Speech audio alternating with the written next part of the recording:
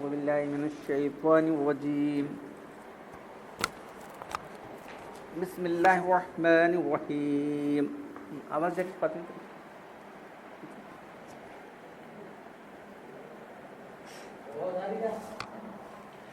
بڑا کرنا آری کتنا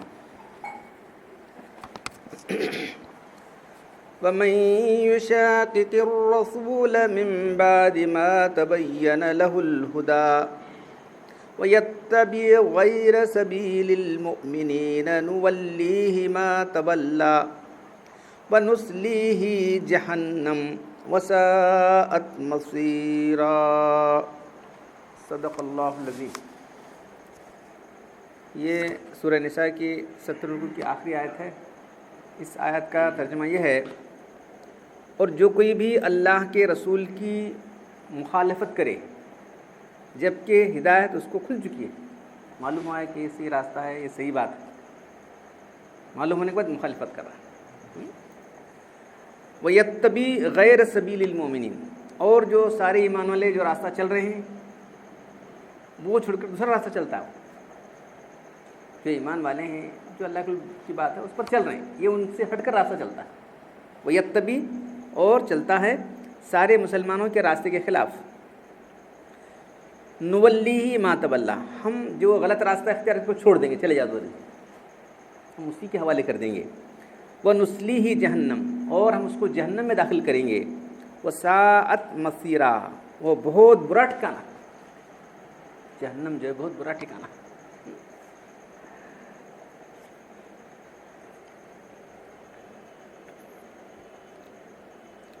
تو یہ جو ترجمہ ہے حضرت شاہ عبد القادر صاحب رحمۃ اللہ علیہ،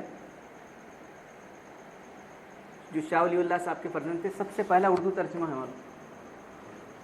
سب سے پہلا اردو ترجمہ فارسی میں ترجمہ شاہ ولی اللہ صاحب نے کیا، ان کے فرزند نے کیا ہے، شاہ رفیع الدین صاحب، شاہ عبد القادر صاحب نے. ان کا لفظی ترجمہ ہے، ان کا بامہرہ ترجمہ ہے، یہی فرق ہے. تو کیا تشریح لکھی ہے وہ سنا رہا ہوں میں. جب کسی کو حق بات واضح ہو چکے پھر بھی وہ اللہ کے رسول کے حکم کی مخالفت کرے اور سب مسلمانوں کا راستہ چھوڑ کر اپنا دوسرا راستہ اختیار کرے تو اس کا ٹھکانہ جہنم ہے.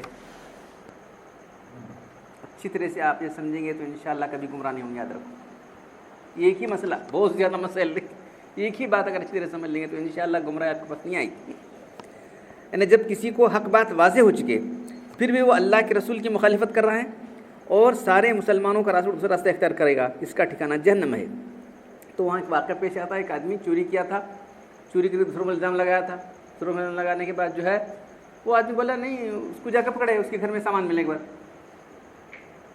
تو بولے کہ میں نہیں، وہ آدمی لا کے رکھا ہے. بولا اس نے کیا کریں وہاں سے، مجھے کیا معلوم، چپ نے لا کر رکھتا ہوں، کہا میں رکھ لیا ہوں. اب چوری سے پڑے گی تو بھاگ کر چلا گیا، اسلام چھوڑ دیا، مرتد ہو گیا. اقرار کرتا بھائی چور ہوا ہوں، چلو کیا کچھ تو جو سامان لیا معاف کرتے، یا چوری کیا اس کی گواہ مل جاتے تو ہاتھ جو کچھ ہونے کو ہوتا تھا. تو اسلام کے خلاف کام کرا، سارے مسلمانوں کے خلاف کام کیا. اس کے قصور کا اعتراف کرتا تو زیادہ زیادہ کیا ہو سکتا، توبہ کرتا یا ہاتھ کاٹنے کا ہو سکتا، اور کیا ہو سکتا تھا. سب چھوڑ کے دین ہی چھوڑ دیا اس نے. اب یہاں لکھ رہے ہیں فائدہ کیا ہے اس سے. اکابر علماء نے اس آیت سے یہ مسئلہ نکالا ہے کہ جو سارے لوگ، سارے ایمان والے کیا کر رہے ہیں اس کو اجماع کہتے ہیں، انگلش میں کانسنسس. بہت سے لوگ انگلش پڑھے ہوئے لوگ ہیں، آپ لوگ ہمارے انگریزی اچھی جانتے ہیں، بہت سے لوگ ہیں. تو کانسنسس یعنی اتفاق رائے. تو سارے ایمان والے جس بات میں اتفاق کریں وہ بات غلط نہیں ہو سکتی. تو یہاں ایمان والے کون ہیں؟ صحابہ کرام ہیں. ہمیں ہم شما جس کے لوگ نہیں، میں اور آپ نہیں بلکہ صحابہ کرام. تو صحابہ کرام جس بارے میں اتفاق کر لیں گے اس کو اجماع کہا جائے گا. اس کی خلاف ورزی کرنے والا جہنم میں جائے گا. اجماع امت کا مخالف اور منکر جہنمی ہے. یعنی اجماع امت کو ماننا فرض ہے. آپ یہ کون لکھ رہے ہیں؟ شیخ الہند رحمۃ اللہ علیہ، ان کے نوٹس ہیں، ان کی تفسیر پر، ان کے تشریح پر جو ہے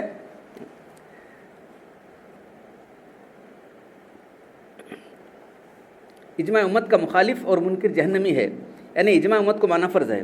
حدیث میں وارد ہوا ہے کہ اللہ کا ہاتھ مسلمانوں کی جماعت پر ہے، جس نے جدی رائے اختیار کی وہ جہنم میں جا پڑا۔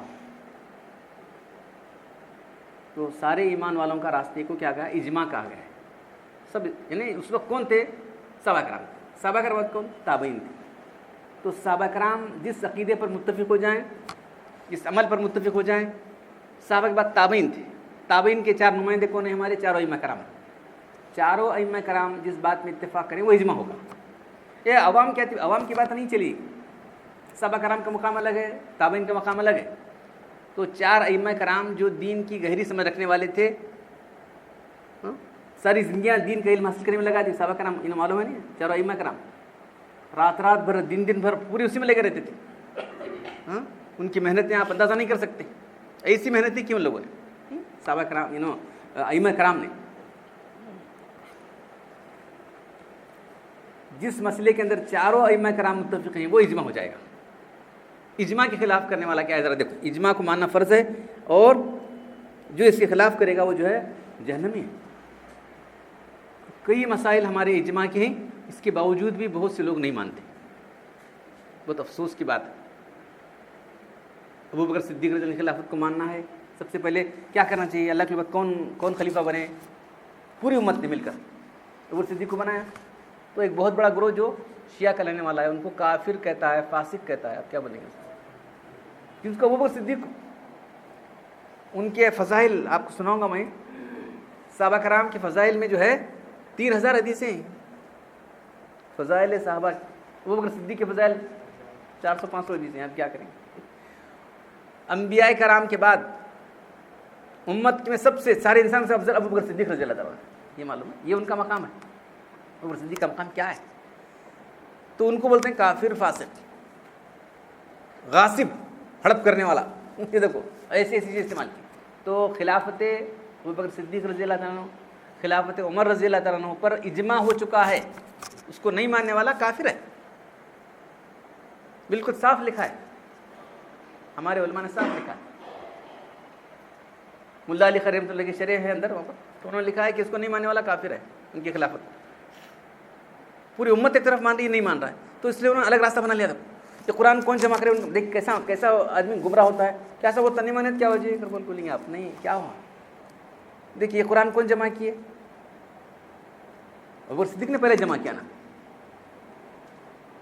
یہ قرآن تو اس غاصب نے جمع کیا، ہم اس قرآن کو نہیں مانتے۔ دیکھو قرآن کو نہیں مانتے بہت اثر سے الگ بات۔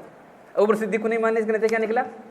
قرآن پر ان کو اعتماد نہیں رہا۔ قرآن پر اعتماد نہیں رہا، بولے تمہارا قرآن الگ ہے، ہمارا قرآن الگ ہے۔ دیکھو اب قرآن پر اعتماد نہیں تو بولے کافر ہو گئے۔ دیکھ رہے ہیں کس طرح سے اجماع کو انکار کرنے کے بعد کیا راستہ نکلتا ہے۔ دیکھو تو بہت سارے فرقے جو ہے اجماع کو نہ ماننے کی وجہ سے گمراہ ہوئے، آج بھی موجود ہیں، غیر مقلدین ہیں، بہت سے مسائل ان کے غلط ہو گئے، اور اس کے بعد جو ان کے عقیدوں میں اختلاف آ گیا، صرف یہ بات نہیں، عقیدوں میں اختلاف آ گیا۔